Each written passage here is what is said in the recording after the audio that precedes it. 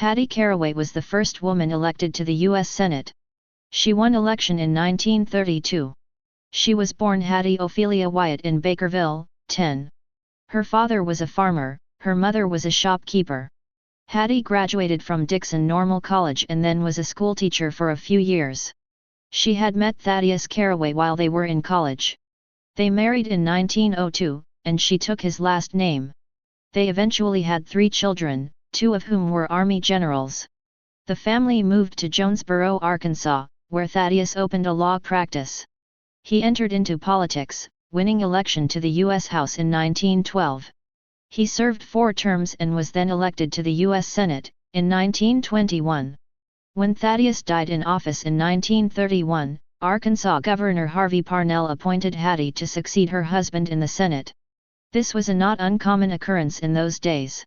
She served a few months, then won a special election, on January 11, 1932. She then won election in her own right in November of that year. 6 years later, she was re-elected. Her next re-election bid was unsuccessful. Caraway was the first woman to chair a Senate committee, in 1933, and the first woman to preside over the Senate, in 1943.